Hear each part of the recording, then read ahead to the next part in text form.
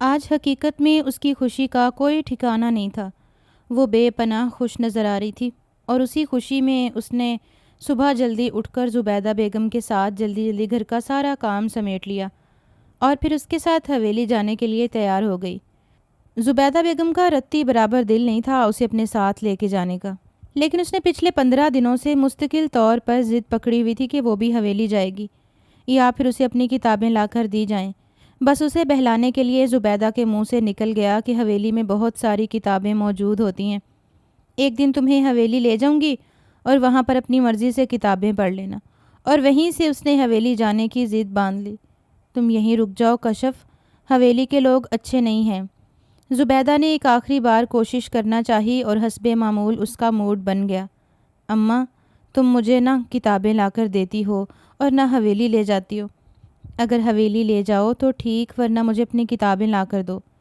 گھر میں غریبی ہونے کی وجہ سے زبیدہ اسے مڈل سے آگے نہیں پڑھا پائی، لیکن اسے پڑھنے کا بے پناہ شوق تھا اور یہی شوق اسے حویلی کی جانب لے کر جا رہا تھا۔ وجہ صرف یہ تھی کہ وہ وہاں سے کتابیں لے کر پڑھنا چاہتی تھی۔ اسے پڑھنے کا جنون کی حد تک شوق تھا اور پھر اس کی ضد کے آگے ہار مانتے ہوئے زبیدہ کو خاموشی اختیار کرنا پڑی۔ نہ جانے کیوں اس کا دل عجیب و غریب انداز میں دھڑک رہا تھا۔ اسے ابھی بھی اچھا نہیں لگ رہا تھا اسے گھر کی دہلیز سے باہر نکال کر حویلی کے اندر لے جانا۔ وہ جانتی تھی کہ حویلی کے لوگ کس قدر سوچ کے حامل ہیں۔ حویلی میں قدم رکھتے ہوئے اس کی آنکھیں پھٹی کی پھٹی رہ گئیں۔ وہ سوچ بھی نہیں سکتی تھی کہ حویلی اس قدر خوبصورت ہو سکتی تھی۔ ایسی عالی شان حویلیوں کا تذکرہ اس نے ناول اور کہانیوں میں ہی پڑھا تھا۔ بچپن میں وہ ایک دو بار ماں کے ساتھ آئی، لیکن اس کے بعد اس پر مکمل طور پر پابندی عائد کر دی گئی کہ وہ حویلی نہیں جائے گی۔ ایک عرصہ ہو چکا تھا زبیدہ کا شوہر ایکسیڈنٹ کے دوران ٹانگوں سے معذور ہو گیا اور اس کے بعد وہ چلنے پھرنے سے قاصر ہوا اور کمانے کی ساری ذمہ داری زبیدہ کے کندھوں پر آن گری۔ اپنا اور اپنی بچی کا پیٹ پالنے کے لیے زبیدہ نے حویلی کا رخ کیا اور آج تک وہ حویلی سے چمٹی ہوئی تھی۔ سخت سے سخت رویہ بھی وہ صرف اور صرف اولاد کی وجہ سے برداشت کر لیتی، ورنہ جب تک مختار کی ذمہ داری تھی مختار نے اسے کبھی گھر سے باہر نہیں نکلنے دیا تھا، لیکن اس کے حادثے کے بعد اسے در در کی خاک چھاننا پڑی۔ یوں تو اس کی ایک ہی بیٹی تھی، لیکن حویلی والوں کی جانب سے معمولی تنخواہ پر گزارا کرنا اور ساتھ میں مختار کی ادویات کی وجہ سے حالات کافی مشکل سے مشکل تر ہوتے جا رہے تھے۔ امی، آپ اتنی بڑی حویلی میں روز آتی ہیں، اتنا سارا کام کرتی ہیں، مجھے ساتھ کیوں نہیں لاتی؟ آپ کی مدد بھی ہو جائے گی۔ اس نے چہکتی ہوئی آنکھیں گھما کر زبیدہ کی جانب دیکھا، جبکہ زبیدہ ہمیشہ کی طرح اس کی چلتی ہوئی زبان سے تنگ آ چکی تھی۔ میں کام نپٹا لوں گی، تب تک تم بڑے صاحب کے کمرے میں صفائی کرنے چلی جاؤ۔ اچھی طرح کمرے کو صاف ستھرا کرنا، اور اسی کمرے میں کتابیں بھی ہیں، انہیں بھی اٹھا کر دیکھ لینا، تمہارا شوق پورا ہو جائے گا۔ زبیدہ نے سرگوشیانہ لہجے میں اسے ساری بات سمجھا دی اور وہ جو ماں کی بات سن کر خوشی سے چہک اٹھی تھی، جلدی سے بڑے صاحب کے کمرے کی جانب بڑھ گئی۔ سرمد شاہ کے کمرے میں قدم رکھتے ہوئے وہ ایک بار پھر حیرت کا شکار تھی۔ حیرت سے اس نے اس بڑے کمرے کو دیکھا۔ وہ کمرہ بھی کسی محل سے کم نہیں تھا۔ جلدی سے کمرے کی معمولی صفائی کرنے کے بعد وہ کتابوں کی شیلف کی طرف بڑھی اور ساری کتابیں کھول کر دیکھنے لگی۔ اس میں کچھ لا کی کتابیں تھیں اور کچھ بڑے رائٹرز کی لکھی گئیں تصانیف، جسے دیکھ کر اس کی آنکھیں خوشی سے پھیل گئی تھیں۔ اپنی مرضی کی 2 کتابیں اٹھا کر وہ نیچے فرش پر ہی بیٹھ گئی۔ ایک ایک پیج کو پلٹتے ہوئے وہ اتنی خوش دکھائی دے رہی تھی جیسے کوئی گوہر نایاب اس کے ہاتھ لگا ہو۔ کتنی عجیب بات ہے کہ دل کی خواہشوں کو حالات کھا جاتے ہیں، یہاں تک کہ اچھے حالات کے منتظر ہونے تک خواہشیں اندر ہی اندر دم توڑ جاتی ہیں، اور پھر انسان کے پاس اگر سب کچھ میسر بھی ہو تو اسے اس چیز کی تمنا نہیں رہتی۔ کتنی دیر وہ دنیا جہاں سے لا تعلق ہو کر اپنی من پسند کتابوں کو دیکھتی رہی۔ کیا ہو جاتا اگر بڑے صاحب اسے یہاں سے پڑھنے کے لیے چند کتابیں دے؟ یقیناً اس کی زندگی سنور جاتی، اس کی خواہشیں پوری ہو جاتی، اور پھر وہ سارا دن اپنے گھر بیٹھ کر انہی کتابوں کو پڑھتی رہتی۔ اپنی توجہ اور انہماک کی وجہ سے وہ اندازہ بھی نہیں لگا پائی کہ کب کمرے کا دروازہ کھلا اور سرمد شاہ کمرے میں داخل ہوا۔ ایک پل کے لیے وہ اس لڑکی کو چونک کر دیکھنے لگا۔ شاید حویلی میں وہ پہلی بار آئی تھی، اسے خود بھی اندازہ نہیں تھا کہ وہ زبیدہ کی بیٹی ہے۔ 17 سالہ کشف کی سانولی سلونی رنگت اور تیکھے نقوش دیکھنے والے کو ایک پل کے لیے چونکا دیتے۔ اس کے گھنے بالوں کی چوٹیاں اس کے کندھے پر رکھی ہوئی تھی اور دوپٹہ لڑک کر گود میں گرا ہوا تھا۔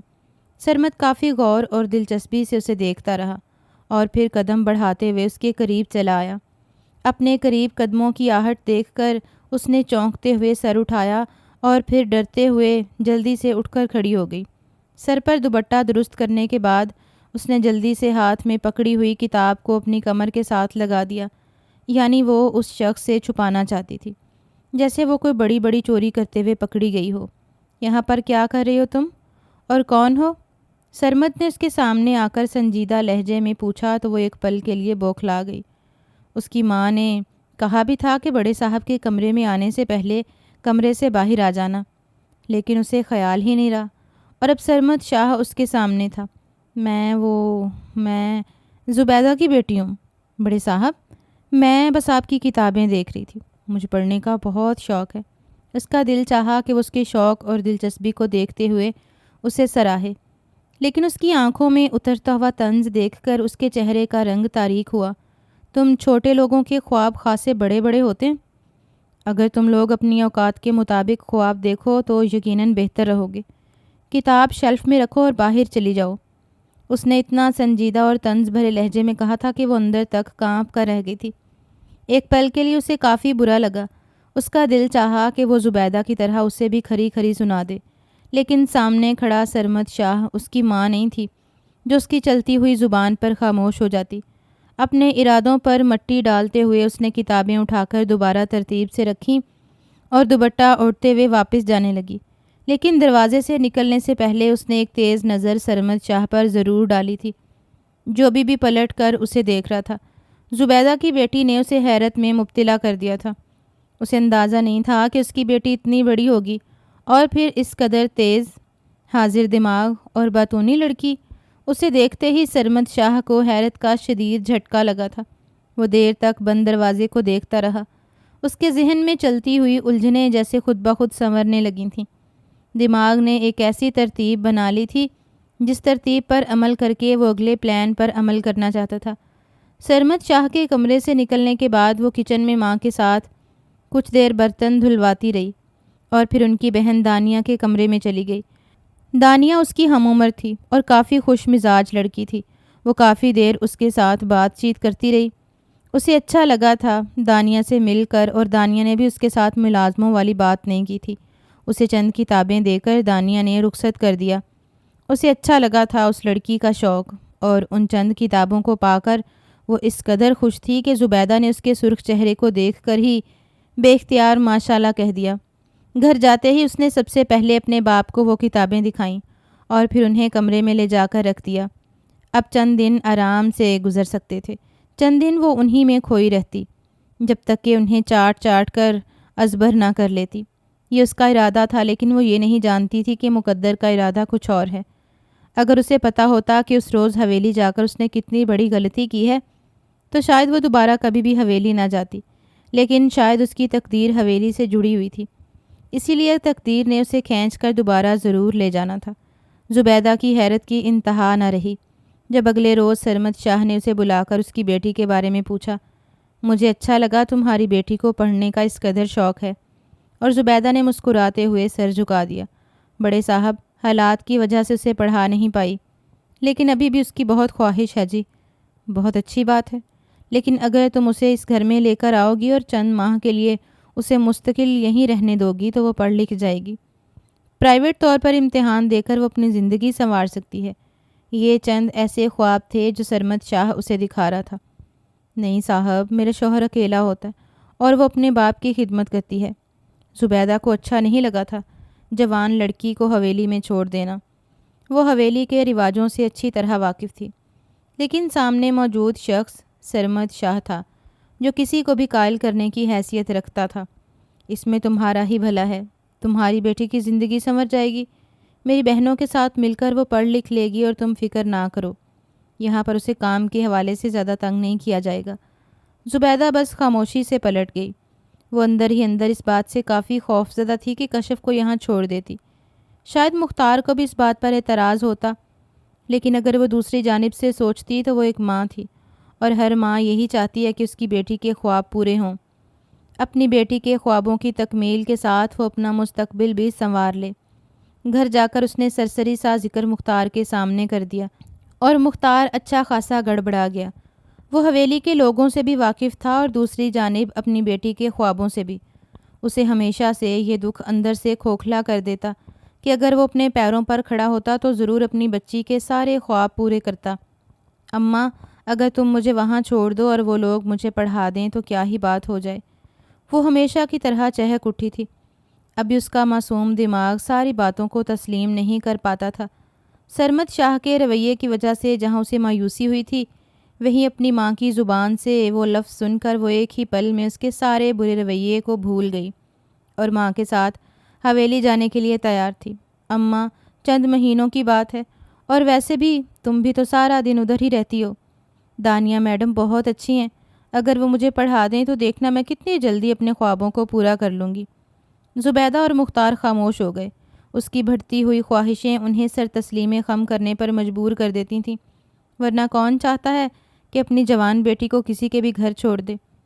اس رات اس نے ایک بار پھر ماں سے اس حوالے سے بات کی۔ وہ جتنی ایکسائٹڈ تھی اس کی ماں کو اچھی طرح نظر آ رہا تھا، اور پھر اپنے دل پر پتھر رکھتے ہوئے اگلی صبح انہوں نے اس کے مستقبل کو روشن بنانے کے لیے اور اس کی خواہشات کو پورا کرنے کے لیے یہ فیصلہ کر لیا کہ اسے چند مہینوں کے لیے حویلی چھوڑ دیں گی، اور جب انہیں اندازہ ہو جائے گا کہ حویلی کے لوگ واقعی اس کی تعلیم کے سلسلے میں اس کی مدد کر رہے ہیں تو آگے اسے پڑھنے دیا جائے گا، ورنہ پھر اسے لے کر گھر ہی آ جائے گی۔ چند مہینوں کی بات تھی، اور چند مہینوں میں اگر ان کی بیٹی کا مستقبل، تو اس سے زیادہ وہ کیا مانگتی تھی۔ اگلے دن اپنے چند جوڑوں کو سمیٹ کر وہ جانے کے لیے بالکل تیار تھی۔ ابا، تم فکر نہ کرنا، میں ہر تیسرے روز تمہیں ملنے کے لیے آؤں گی، اور اماں تو ویسے بھی سارا دن میرے پاس رہے گی۔ وہ حد سے زیادہ خوش تھی۔ حویلی کا کھلا ڈلا ماحول، بڑے بڑے خواب اور بڑی بڑی خواہشیں اسے کسی صورت بھی ٹکنے نہیں دے رہے تھے، لیکن وہ یہ نہیں جانتی تھی کہ اپنے لیے وہ جس قدر خسارے کا سودا کر رہی ہے، اگر اسے ذرا برابر بھی معلوم ہوتا تو شاید وہ اپنے سارے خوابوں اور خواہشوں کو توڑتے ہوئے گھر میں رک جاتی۔ وہ اس روز حویلی میں چلی آئی۔ حویلی میں سرمد شاہ، اس کا چھوٹا بھائی احد شاہ اور بہن دانیہ شاہ کے علاوہ ان کے تایا کی فیملی بھی آباد تھی۔ اس کے تایا نے بالغ ہونے کے بعد اپنے بھائی کی جائیداد کو اپنے بھتیجوں کے حوالے کر دیا تھا، اور اس وقت سب کچھ سرمد کے حوالے تھا۔ سرمد نے کچھ عرصہ پہلے ہی اپنی مرضی سے ثانیہ کے ساتھ دھوم دھام سے شادی کی، لیکن شادی کے 2 ماہ بعد ہی ثانیہ اور اس کے درمیان تعلقات خراب ہونے لگے، اور یہی وجہ تھی کہ ثانیہ علیحدگی کی خواہش لیے اپنے ماں باپ کے ساتھ فی الوقت امریکہ میں مقیم تھی۔ اسے علیحدہ ایک سٹور روم دے دیا گیا۔ زبیدہ کو سرمد شاہ نے تسلی دیتے ہوئے یقین دلایا کہ اس کے ساتھ یہاں پر کسی قسم کی زیادتی نہیں کی جائے گی، بس چند مہینوں کے لیے وہ یہیں رکے گی اور پھر چاہے تو اپنی بیٹی کو واپس لے جائے۔ لیکن شاید وہ سرمد کے ارادوں سے واقف نہیں تھی۔ حویلی میں وہ اپنی ماں کے ساتھ کام کاج بھی کروا دیتی۔ 2 دن جتنی آزادی سے گزرے اس کی خوشی کا کوئی ٹھکانہ نہیں تھا۔ 2 دن بہت پرسکون گزرے، جب تک کہ وہ رات نہیں آئی۔ اس رات وہ اپنے سٹور روم نما کمرے میں کتاب کھولے بیٹھی تھی جب باہر سے اسے چیخ و پکار کی آواز آنے لگی۔ اس کا دل چاہا کہ وہ اٹھ کر دیکھے، لیکن پھر اپنے ارادوں پر پانی پھیرتے ہوئے وہ وہیں لیٹی رہی۔ حویلی کے ماحول میں اس کی ماں نے اسے پہلے روز یہ تاکید کی تھی کہ شاہ خاندان کے معاملے میں دخل اندازی مت کرنا۔ وہ لوگ تم پر احسان کر رہے ہیں، لیکن تم ایک معمولی ملازمہ ہو، نہ کہ اس گھر کی فرد۔ اور وہ بھی اسی بات کو پلے باندھ چکی تھی۔ کچھ ہی دیر کے بعد عجیب و غریب آوازیں آنا شروع ہو چکی تھیں، اور یہ آوازیں اتنی سخت تھیں کہ کتاب کو بند کرتے ہوئے وہ دل تھام کر دروازے کے قریب آ گئی۔ نہ جانے باہر کیا ہو رہا تھا، لیکن اسے باہر جانا مناسب نہیں لگ رہا تھا۔ تبھی کچھ دیر بعد اس کے کمرے کا دروازہ زوردار طریقے سے بجنے لگا، اور ایک پل کے لیے اس کی دھڑکن تیز ہو گئی۔ اسے شدید خوف آ رہا تھا۔ ڈرتے ہوئے اس نے جلدی سے دروازہ کھولا، جب سامنے کھڑا سرمد شاہ اسے عجیب و غریب نظروں سے دیکھ رہا تھا۔ تمہیں آواز نہیں آ رہی کیا؟ وہ بوکھلاتے ہوئے انہیں دیکھنے لگی۔ جب سرمد شاہ نے اگلا حکم صادر کیا، باہر آؤ اور احد کو سنبھالو، اسے سمجھ نہیں آئی اسے کیا کرنا چاہیے، لیکن پھر بھی وہ ان کے حکم کی تکمیل کے لیے قدم بڑھاتے ہوئے باہر آ گئی۔ جب لاؤنج میں اس نے پہلی بار احد شاہ کو دیکھا، وہ تقریباً 24 سالہ جوان لڑکا تھا۔ شکل و صورت کے لحاظ سے شاہ حویلی کا شہزادہ معلوم ہو رہا تھا، لیکن اس کے ساتھ ہی اس کی عجیب و غریب حرکتیں دیکھ کر وہ خوف سے چیخ اٹھی۔ اس وقت وہ دیکھنے والے کو بالکل ہی پاگل لگ رہا تھا، جسے سنبھالنا بالکل مشکل تھا۔ سرمد اسے ریلیکس کرنے کی کوشش کر رہا تھا، لیکن وہ آپے سے باہر تھا۔ اس کی حالت دیکھنے لائق نہیں تھی۔ لاؤنج میں موجود ہر چیز کو اس نے تہس نہس کر دیا تھا، اور اس دوران اس کے اپنے ہاتھوں میں بھی زخم آ چکے تھے۔ اسے سمجھ نہیں آئی اسے کیا کرنا چاہیے۔ جب سرمد شاہ کی چنگاڑتی ہوئی آواز پر وہ اچھل پڑی، چھوٹے شاہ کو سنبھالو، انہیں پانی پلاؤ اور اپنے کمرے میں لے کر جاؤ۔ اور وہ ان کے حکم پر بس تھر تھر کانپتی انہیں دیکھتی رہی۔ وہ ایک بھرپور مرد تھا، اور اس کے مقابلے میں وہ دھان پان سی لڑکی۔ اسے ذرا برابر امید نہیں تھی کہ وہ اس شخص کو سنبھال لے گی، لیکن اس وقت وہ دونوں جانب سے مجبور اور خوف زدہ تھی۔ اس کے خوف کا کوئی ٹھکانہ نہیں تھا۔ تبھی جلدی سے کانپتے ہوئے ہاتھوں سے گلاس بھر کر وہ آہد کی جانب مڑی، اور آہد نے اسے دیکھتے ہی دور دھکا دے دیا۔ اس کے ہاتھ سے گلاس دور جا گرا اور وہ خود بھی چیختے ہوئے رو پڑی تھی۔ اسے اس وقت شدید خوف محسوس ہو رہا تھا۔ دوبارہ پانی لے کر آؤ آہد کے لیے، اور اپنے ہاتھوں سے پلانا۔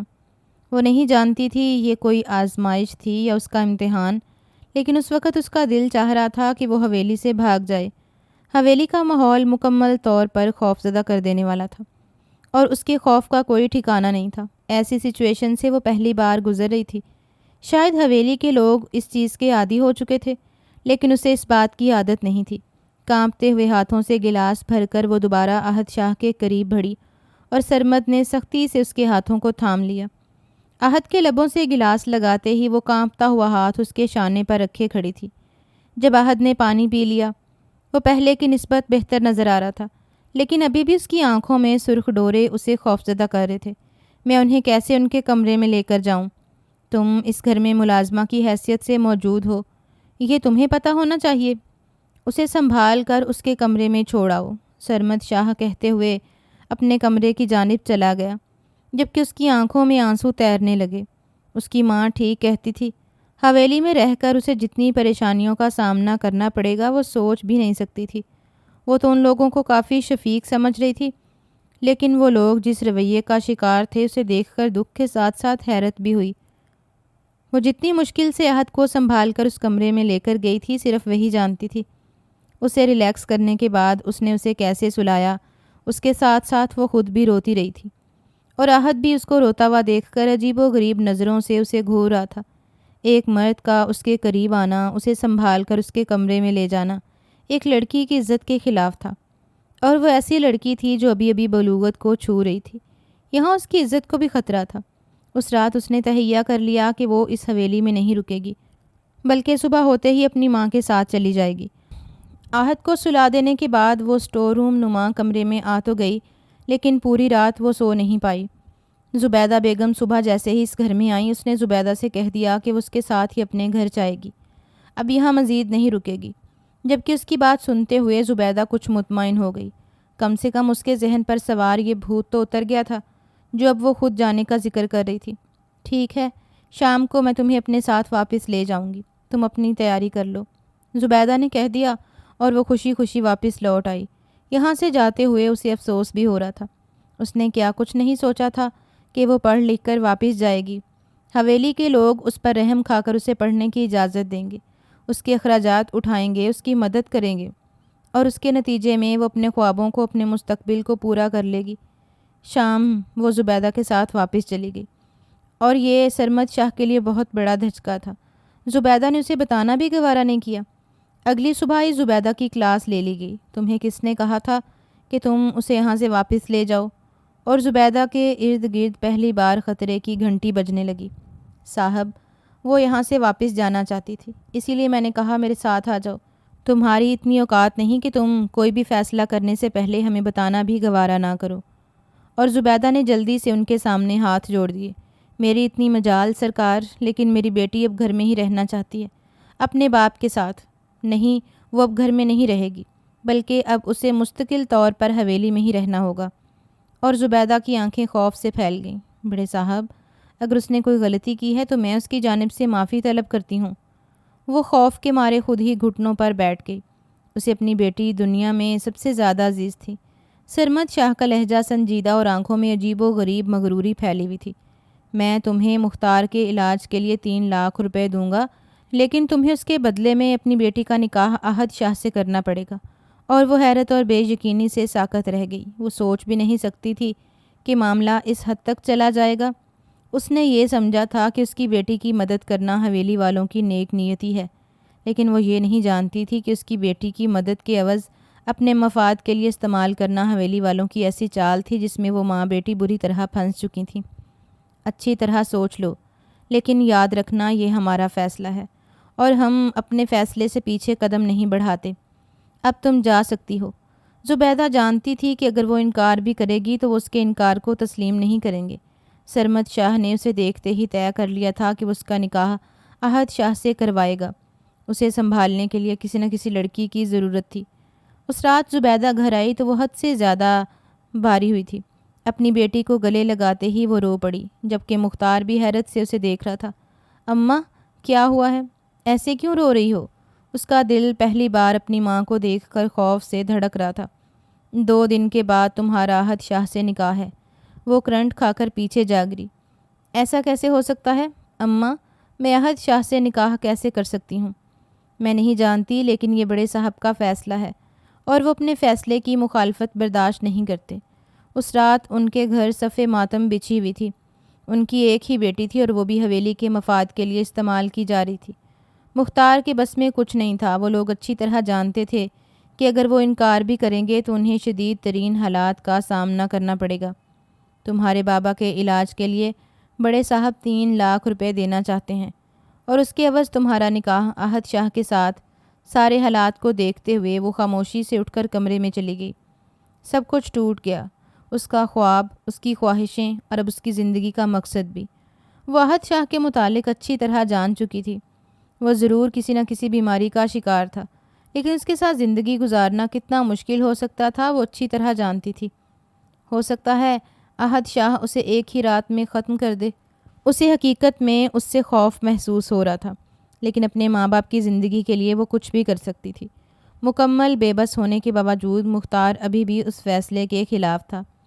وہ کبھی بھی اپنی بیٹی کی زندگی قربان نہیں کر سکتا تھا، لیکن اگلی صبح وہ خود ہی سرمد شاہ کے فیصلے پر مطمئن ہو گئی۔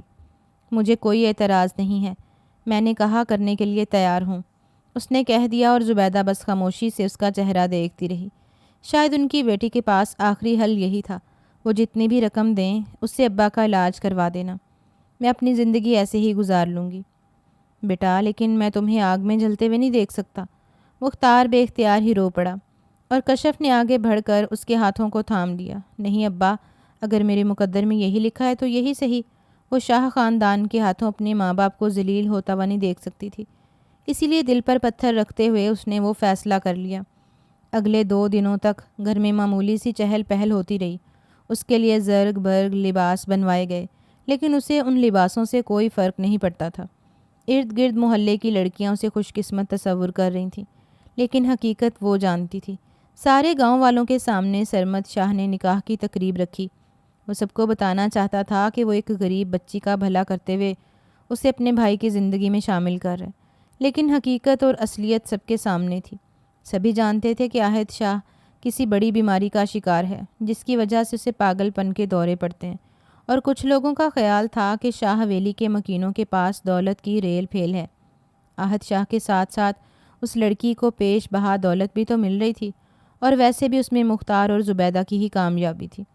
اگر ان کی بیٹی اتنے بڑے خاندان میں بیاہ کر چلی جاتی، اس روز اسے باقاعدہ دلہن کی طرح سجایا گیا۔ دلہن بنی وہ اپنی مہندی لگے ہاتھوں کو دیر تک دیکھتی رہی، جن میں جگمگاتا ہوا احد کا نام اسے عجیب و غریب احساسات میں مبتلا کر رہا تھا۔ وہ نہیں جانتی تھی کہ وہ شخص اس کے متعلق کچھ جانتا بھی ہے یا نہیں، یا اسے اپنے آنے والی زندگی کا علم بھی ہوگا یا نہیں، لیکن اب اس کا شوہر بننے جا رہا تھا۔ اب اسے تا عمر اس شخص کے ساتھ ہی رہنا تھا، اس کے ہر نقصان کو برداشت کرنا تھا اور اسی پاگل پن کے ساتھ زندگی گزارنی تھی۔ دلہن بن کر اس کی سانولی رنگت گندن کی مانند چمک رہی تھی۔ شاید اس نے زندگی میں پہلی بار اتنا مہنگا لباس پہنا تھا۔ مہنگے لباس، مہنگی جھولری کے ساتھ بیوٹیشن کی مہارت نے اسے سنوار کر رکھ دیا۔ ہر اٹھنے والی نظر اس پر ٹھہر جاتی اور کتنی ہی نظریں تھیں جو رشک زدہ تھیں۔ جو بھی تھا، لیکن احد شاہ ایک ایسا انسان تھا جس پر ہر دل دھڑک جاتا، اور حیرت کی بات یہ تھی کہ وہ جس طرح دلہا بن کر سب کے سامنے اس سے نکاح کرنے آیا، کوئی بھی اندازہ نہیں لگا سکتا تھا کہ اسے حقیقت میں کیا ہے۔ وہ خود بھی حیران تھی۔ کچھ ہی دیر میں رخصتی اور پھر وہ شاہ حویلی میں ان کی بہو کی حیثیت سے موجود تھی۔ وہ نظریں اٹھا کر اس حویلی کو دیکھتی رہی جس حویلی میں کل تک اس کی حیثیت کچھ اور تھی۔ آج اس کی حیثیت بدل چکی تھی، لیکن اسے پیسوں کا لالچ نہیں تھا، اور نہ ہی وہ آسائشوں پر مر مٹنے والی لڑکی تھی۔ اسے بس عزت سے مطلب تھا، اسے بس اپنے خواب پورے کرنے تھے اور اپنے بنے ہوئے رشتے کا مان رکھنا تھا۔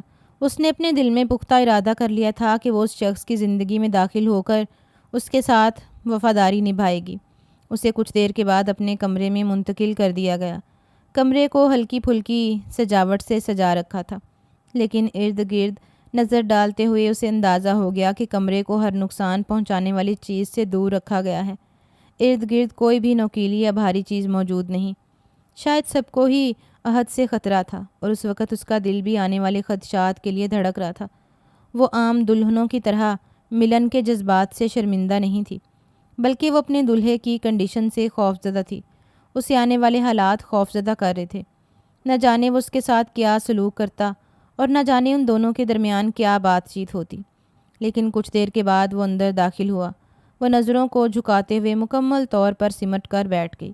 اس کا دل بے ترتیبی سے دھڑک رہا تھا۔ جب قدم چلتے ہوئے وہ اس کے سامنے آ کر بیٹھ گیا، وہ کافی دیر اسے دیکھتا رہا۔ جب کافی دیر اس کی جانب سے مسلسل خاموشی رہی تو کشف نے نظریں اٹھا کر اس کی جانب دیکھا، اور پھر دیکھتی ہی رہی۔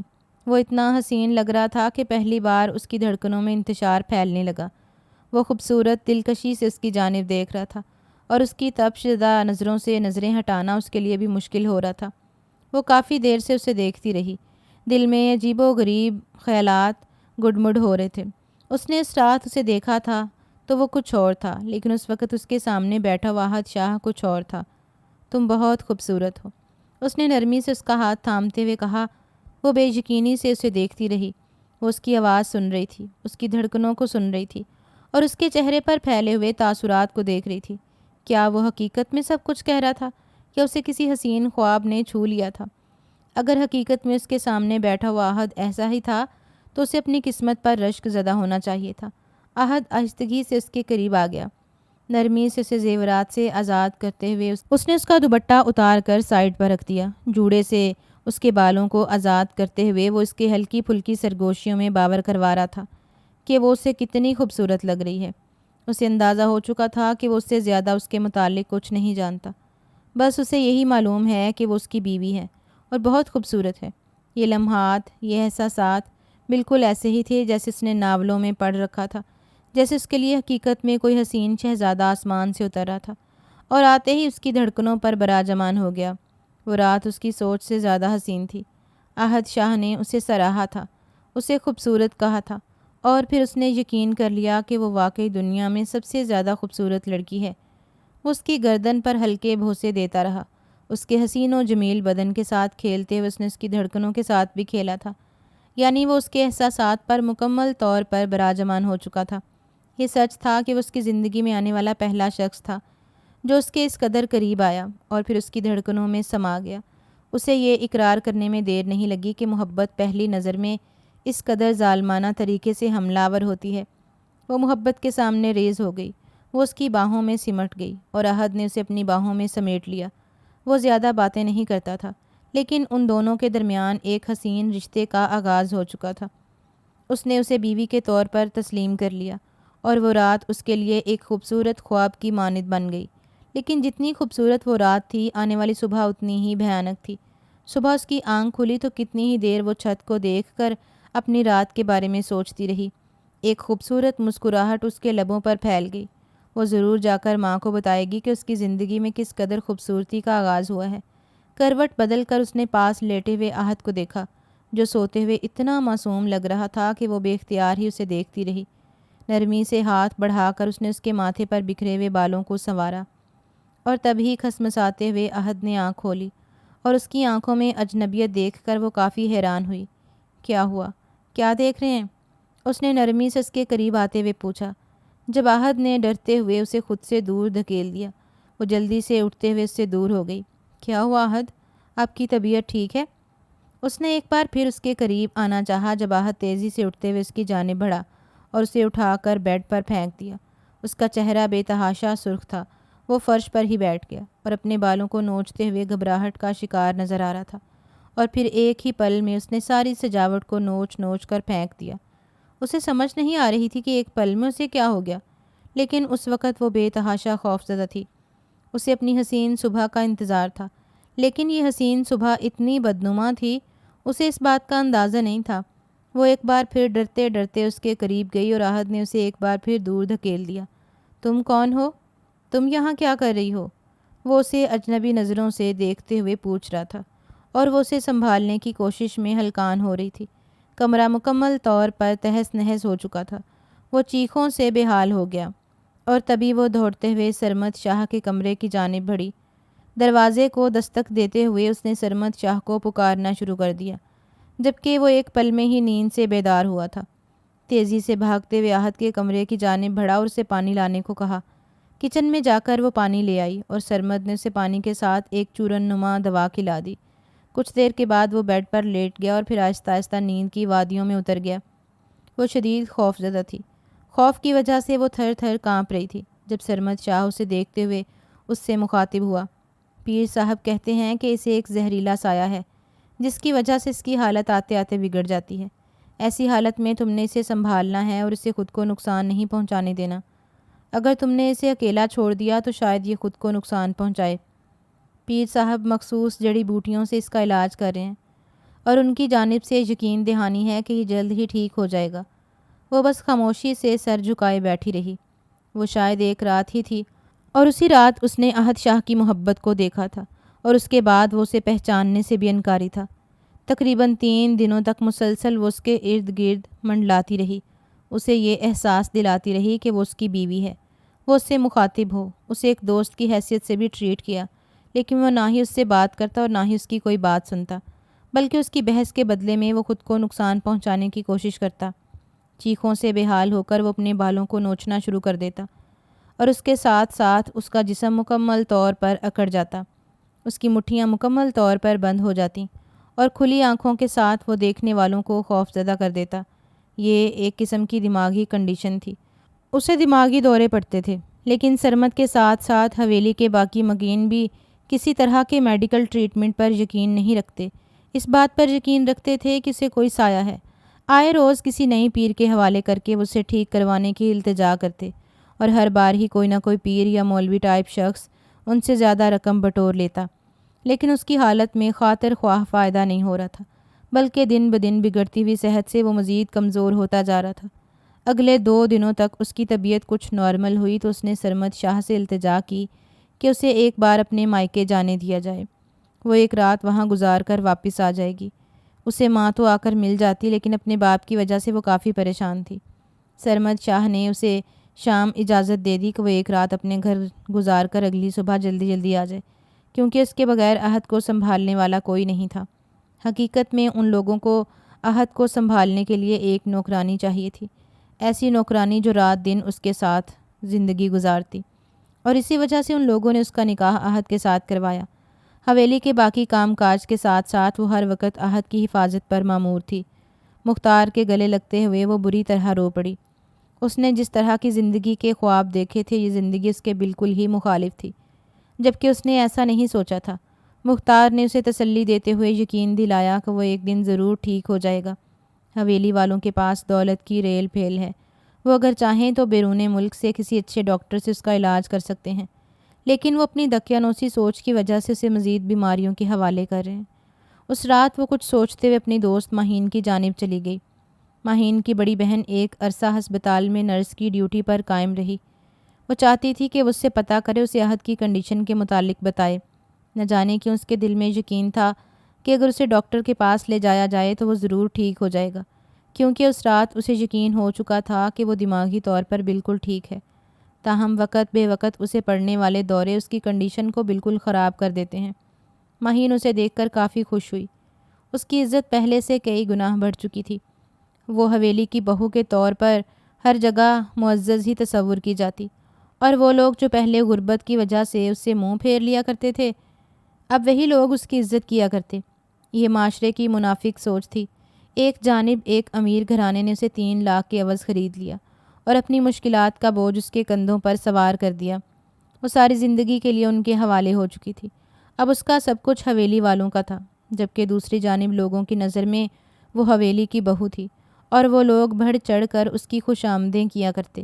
مہین کی بہن نازیہ کو عہد کی ساری صورتحال بتانے کے ساتھ ساتھ اس نے درخواست کی کہ وہ ڈاکٹر سے مشورہ کر کے اسے بتائے، اور پھر اس کا ارادہ تھا کہ وہ خود اسے ڈاکٹر کے پاس لے کر جائے گی، یا پھر اگر وہ سرمد شاہ کو یقین دلائے تو شاید وہ قائل ہو کر اسے ڈاکٹر کے پاس لے کر جائے، لیکن وہ یہ نہیں جانتی تھی کہ یہ محض اس کی خام خیالی ثابت ہو سکتی ہے۔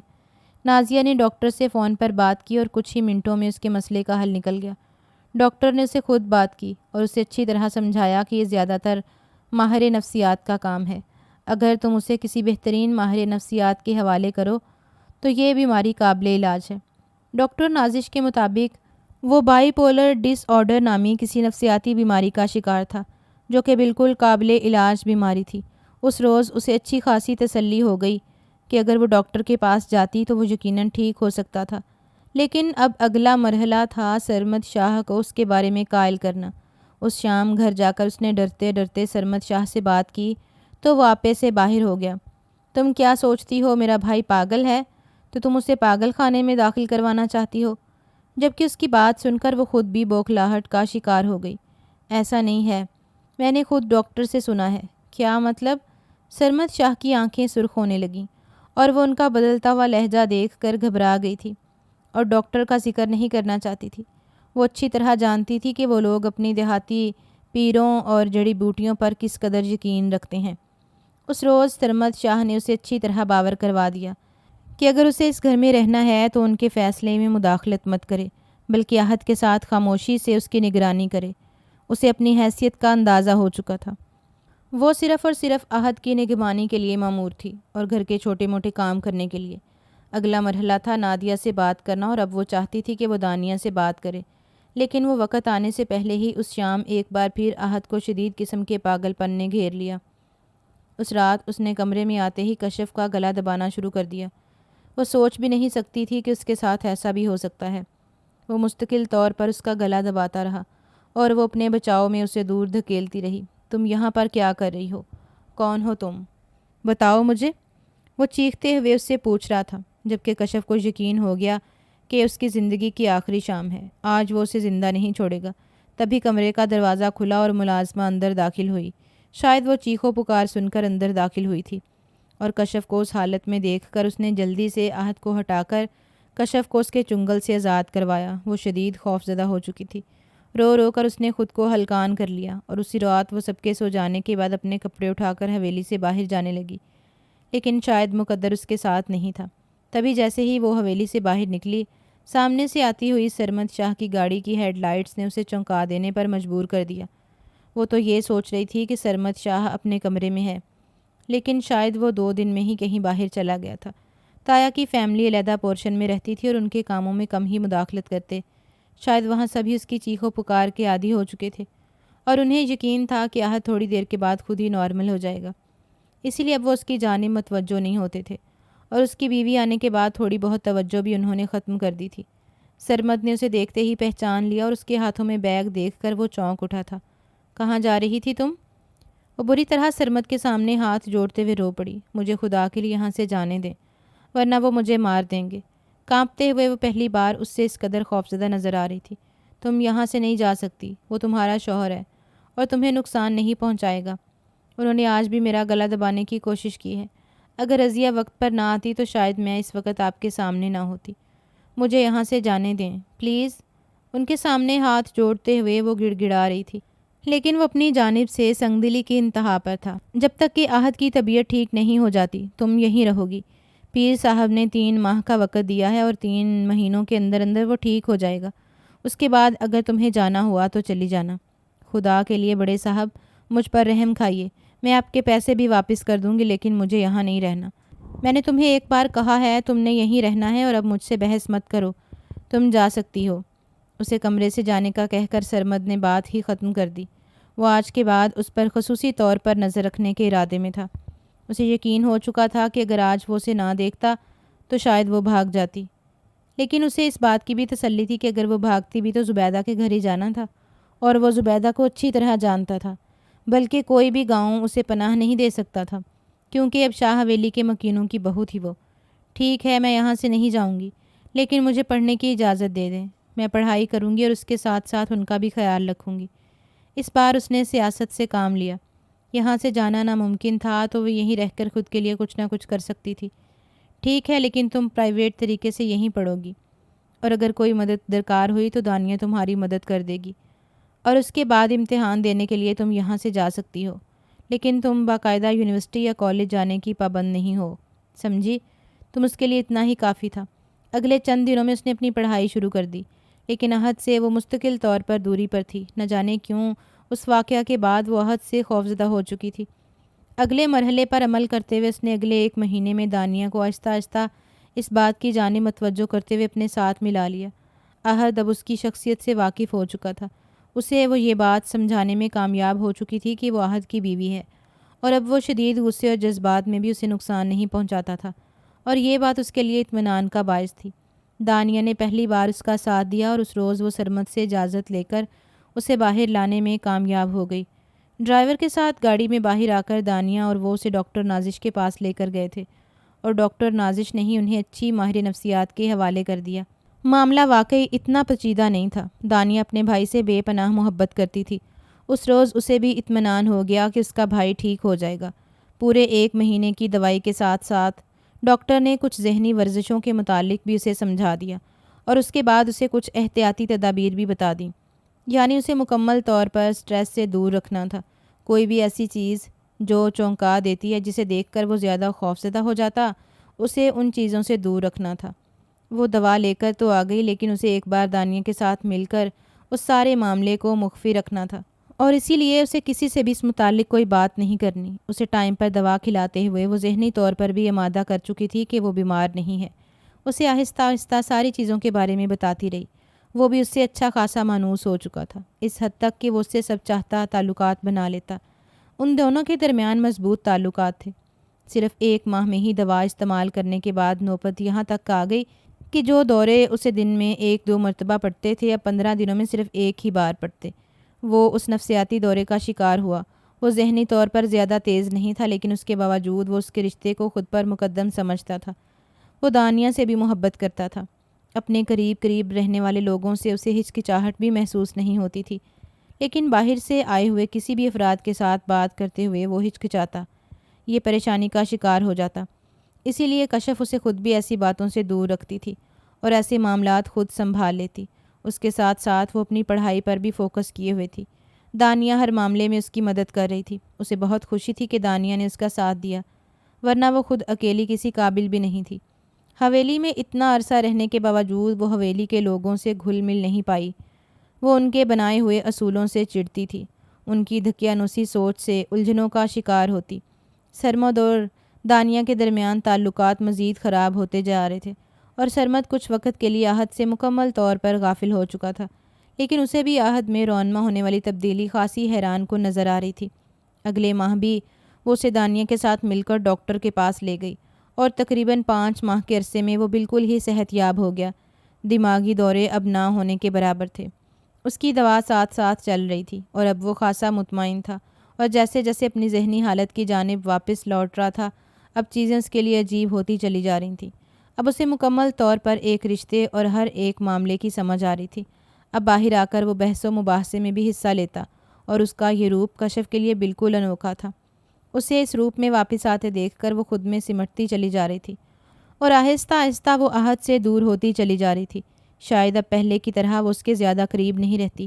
وہ پہلے اسے اپنے زیادہ قریب رکھتی تھی، لیکن اب اس کے اس قدر قریب آنے پر بھی وہ خفت کا شکار ہو جاتی۔ اس کے سامنے بات کرتے ہوئے بھی وہ کتراتی تھی۔ وہ یہ بھی جانتی تھی کہ اس کے معیار میں زمین آسمان کا فرق ہے، لیکن ابھی تک دونوں جانب سے مکمل خاموشی تھی۔ جب تک کہ حالات نارمل ہوئے تھے، عہد نے اس کے قریب جانا کافی کم کر دیا۔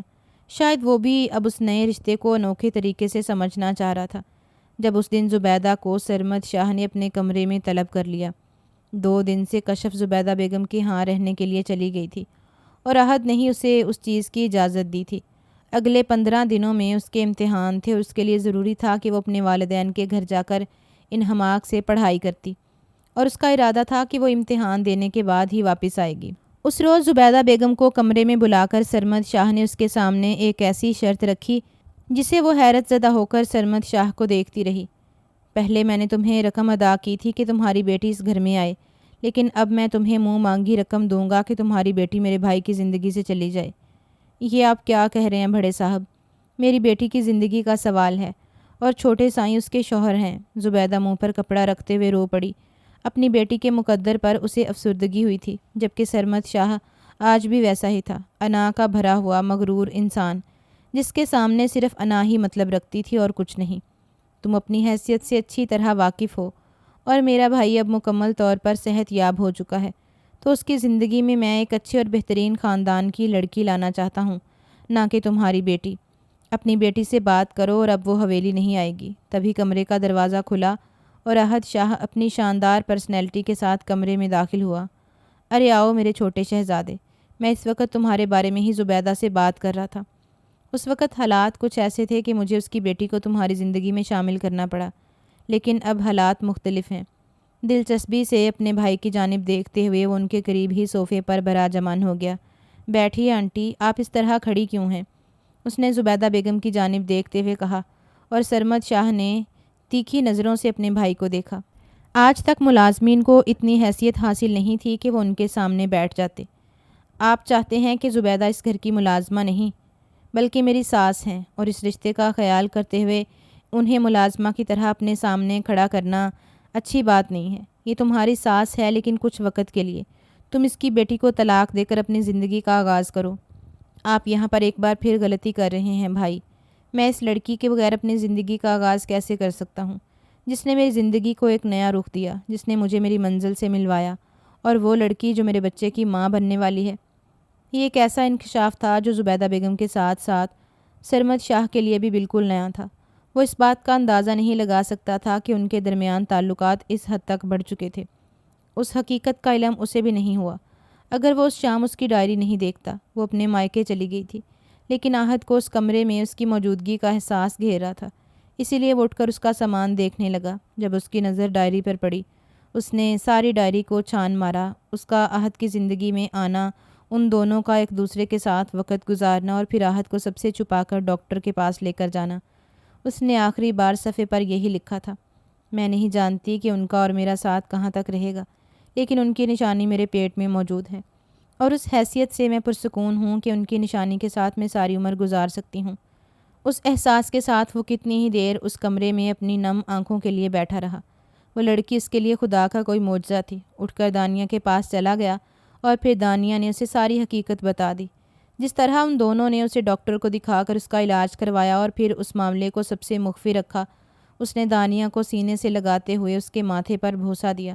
اس کی بہن اس کے لیے بیٹی کا درجہ رکھتی تھی، اور اب وقت تھا اپنی دوسری محسنہ کے ساتھ قدم سے قدم ملا کر کھڑے ہونے کا۔ اس کی اولاد کے بارے میں جان کر سرمد شاہ خاموش ہو گیا۔ وہ اس لڑکی سے جان چھڑا سکتا تھا، لیکن اپنے بھائی کی اولاد کو کبھی بھی نہیں چھوڑ سکتا تھا، وہ بھائی جو اس کے لیے خود اولاد کی حیثیت رکھتا تھا۔ اس روز وہ آخری پیپر دے کر باہر آئی تو سامنے بائک پر کھڑے شخص کو دیکھ کر حیران رہ گئی۔ وائٹ ٹی شرٹ میں چشمہ لگائے وہ اسے بالکل کسی ہیرو کی طرح لگ رہا تھا۔ کتنی ہی دیر وہ بنا پلک جھپکائے اسے دیکھتی رہی۔ جب وہ بائک لے کر اس کے قریب آ گیا، محترمہ، اب اسی طرح دیکھنے کا ارادہ ہے یا پیچھے بھی بیٹھنا ہے؟ لیکن ہم کہاں جا رہے ہیں احد؟ جہاں میں لے کر جاؤں، اس نے کہہ دیا، اور وہ مدھم سا مسکراتے ہوئے اس کے پیچھے بیٹھ گئی۔ احد نے بہت احتیاط کے ساتھ بائک چلائی تھی۔ وہ اسے لے کر ایک ریسٹورنٹ میں چلا آیا جہاں ان دونوں کے لیے خاصا اہتمام کیا گیا تھا۔ شاید اس نے پہلے ہی ان لوگوں کو کہہ رکھا تھا، تبھی اتنے پرتپاک طریقے سے ان دونوں کا استقبال کیا گیا۔ وہ بے یقینی سے اس سجے سجائے ماحول کو دیکھ رہی تھی جو اتنا فسواں خیز تھا کہ اس کی دھڑکنوں میں بے ترتیبی سی پھیل رہی تھی۔ میری زندگی میں آ کر اسے حسین بنانے کے لیے بہت شکریہ، میں تا عمر تمہارا احسان مند رہوں گا۔ اور کشف نے اس کے ہاتھوں کو تھام لیا۔ آپ میرے شوہر ہیں اور یہ میرا فرض تھا، لیکن اب میں تمہارا شوہر نہیں ہوں، بالکل سنجیدہ لہجے میں کہہ رہا تھا۔ اور کشف کے ہاتھوں پر گرفت ڈھیلی ہو گئی۔ کیا مطلب؟ ایک پل کے لیے اسے یوں لگا جیسے اس کے اندیشے سچ ثابت ہونے والے ہیں۔ مطلب یہ کہ اب میں صرف آپ کا شوہر نہیں بلکہ ایک چھوٹے سے بیبی کا بابا بھی ہوں۔ اور وہ سرخ چہرے کے ساتھ نظریں جھکاتے ہوئے مسکرا پڑی۔ احد نے اس کے چہرے پر بکھرتے ہوئے خوبصورت رنگوں کو دیکھا۔ زندگی اس وقت حسین ہو جاتی ہے جب آپ کا ہمسفر ساتھ دینے والا ہو۔ جب ہمسفر ساتھ دیتا ہے تو کائنات کی ہر چیز آپ کی حمایت میں کھڑی ہو جاتی ہے، اور یہ قانون قدرت بھی ہے اور قانون محبت بھی۔